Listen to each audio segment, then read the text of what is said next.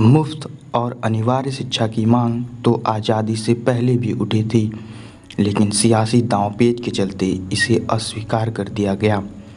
स्वर्गीय गोपाल कृष्ण गोखले ने 18 मार्च 1910 में ही मुफ्त और अनिवार्य प्राथमिक शिक्षा के प्रावधान के लिए ब्रिटिश हुकूमत के समक्ष प्रस्ताव रखा था, जो निहित स्वार्थों के विरोध के चलते अंततः खारिज हो गया।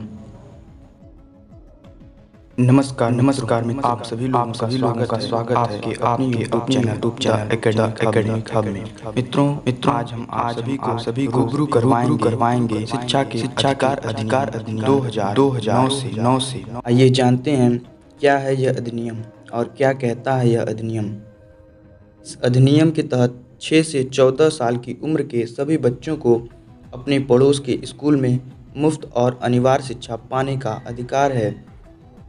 इस अधिनियम में कुल 7 अध्याय हैं व 38 खंड हैं। हम कुछ महत्वपूर्ण 38 खंडों के बारे में आपसे परिचर्चा करेंगे। आप बने रहिएगा हमारे साथ। इससे पहले हम देखेंगे आरटीई 2009 के इतिहास के बारे में। आइए जानते हैं आरटीई 2009 के इतिहास के बारे में। 20 जुलाई सन 2009 को राज्यसभा और 4 अगस्त 2009 को लोकसभा में एक बिल पारित हुआ। बात 12 दिसंबर सन 2002 की है। भारत के संविधान में एक संवैधानिक संशोधन किया गया, 86वां संवैधानिक संशोधन। इसमें अनुच्छेद 21 के अंतर्गत एक नया अनुच्छेद जोड़ा गया, अनुच्छेद 21 का ए।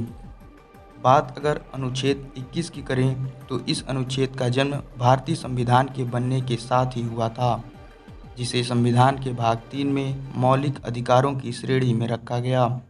संविधान निर्माण के उपरांत इसे 26 जनवरी 1950 को पूरे देश में लागू कर दिया गया, जो जापान से लिया गया है। 26 अगस्त 2009 को भारत की तत्कालीन राष्ट्रपति श्रीमती प्रतिभा देवी सिंह पाटिल के हस्ताक्षर से शिक्षा को मौलिक अधिकार बनाने का अधिनियम बन गया।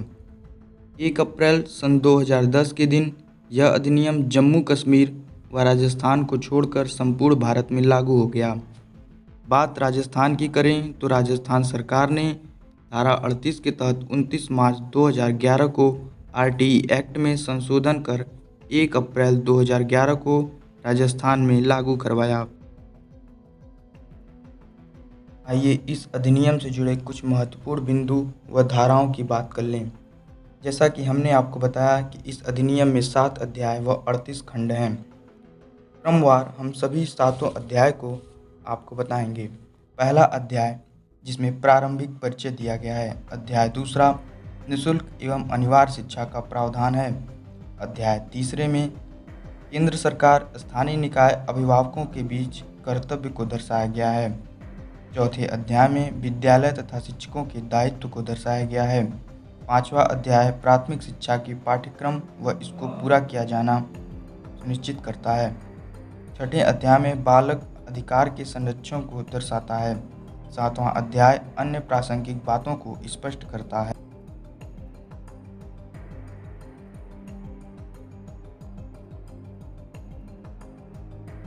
आइए जानते हैं आरटीई से जुड़े कुछ महत्वपूर्ण धारा के बारे में।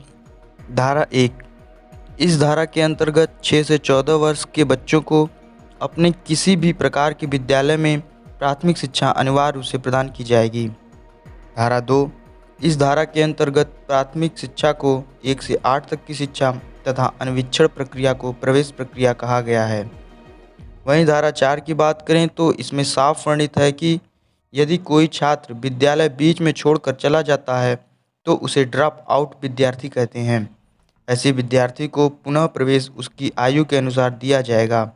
जैसे यदि 5 वर्ष का बालक प्रथम कक्षा में होना चाहिए तो 10 वर्ष की आयु का बालक 5वीं कक्षा में प्रवेश लेगा।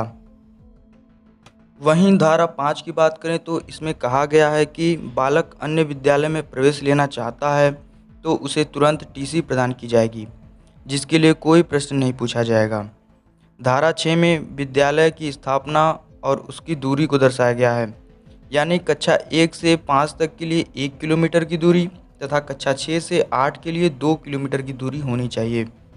धारा 7 में वित्तीय अनुपात को दर्शाया गया है। यह अनुपात 60 संबंधी 40 का है।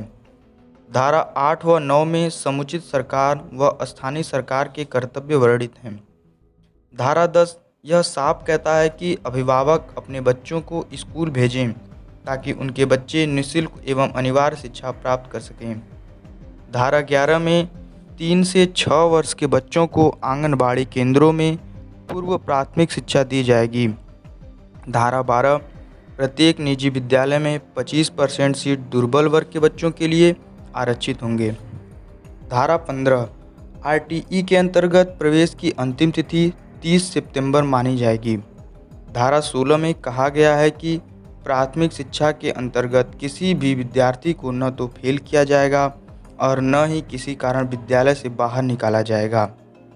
धारा 7 प्रारंभिक शिक्षा के अंतर्गत किसी भी विद्यार्थी को न ही दंडित किया जाएगा और न ही अपमानजनक शब्द कहे जाएंगे।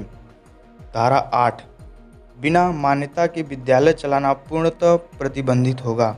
उल्लंघन करने पर 1 लाख तक का जुर्माने का प्रावधान भी है। धारा 19 यह साफ तौर पर कहता है कि विद्यालय के मानक जो विद्यालय पूर्व में स्थापित हैं उसे 3 वर्ष में पूरे करने होंगे, जैसे भवन, खेल का मैदान, पानी की व्यवस्था, शौचालय, पुस्तकालय, रसोई घर इत्यादि।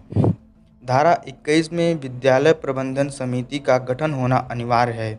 इसमें 75% अभिभावक तथा 25% विद्यालय प्रबंधन होगा। धारा 25 विद्यार्थी तथा शिक्षक के अनुपात को दर्शाता है।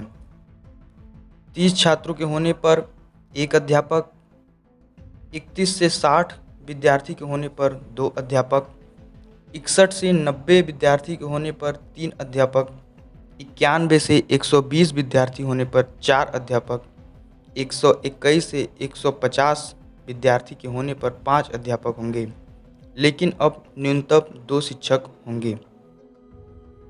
150 से अधिक होने पर 5 अध्यापक व 1 प्रधानाध्यापक होगा। 200 से अधिक होने पर यह अनुपात 40 संबंधी 1 का होगा। वहीं शिक्षक घंटे की बात करें तो 800 शिक्षक घंटे तथा 200 कार्य दिवस होंगे तथा 1 शिक्षक का कार्य 45 घंटे प्रति सप्ताह होगा। वहीं कक्षा 6 से 8 तक के लिए आप देख सकते हैं कुछ निम्न प्रावधान दिए गए हैं। 0 से 35 तक की संख्या पर 1 अध्यापक, 36 से 70 की संख्या पर 2 अध्यापक, 71 से 100 की संख्या पर 3 अध्यापक होंगे। 100 से अधिक होने पर प्रधानाध्यापक पद देय होता है। 6 से 8 तक भाषा शिक्षक, गणित विज्ञान व सामाजिक विज्ञान न्यूनतम 3 शिक्षक अवश्य लगाए जाएंगे। धारा 38 की बात करें तो धारा 38 यह साफ कहता है कि राज्य सरकार चाहे तो अपने निजी हितों को ध्यान में रखते हुए आरटीई में कुछ संशोधन कर सकती है। इसी धारा का उपयोग कर राजस्थान सरकार ने आरटीई को पूरे राजस्थान में लागू करवाया था। तो अगर हम आरटीई से जुड़े सभी बातों का अवलोकन करें तो यह स्पष्ट होता है कि निःशुल्क एवं अनिवार्य बाल शिक्षा का अधिकार अधिनियम 2009 के अंतर्गत 6 से 14 वर्ष के प्रत्येक बच्चे को स्कूल में प्रवेश लेने से वंचित नहीं किया जाएगा। प्रवेश के दौरान किसी भी प्रकार का भेदभाव नहीं रखा जाएगा। इस अधिकार को प्रभावी बनाने के लिए केंद्र व राज्य तथा स्थानीय सरकार 6 से 14 वर्ष के प्रत्येक बच्चे का प्रवेश, उपस्थिति तथा प्रारंभिक शिक्षा पूर्ण करना सुनिश्चित करेगी व आवश्यक संसाधन उपलब्ध कराएगी। तो उम्मीद करता हूँ दोस्तों कि आपको आरटीई 2009 समझ में आ गया होगा। तो लाइक और कमेंट करके अपना फीडबैक ज़रूर दें। और अब तक अगर हमारे चैनल को सब्सक्राइब नहीं किया है तो इस तरह के और भी महत्वपूर्ण जानकारी के लिए हमारे चैनल को सब्सक्राइब करें। मिलते हैं अगले एपिसोड में, तब तक के लिए नमस्कार।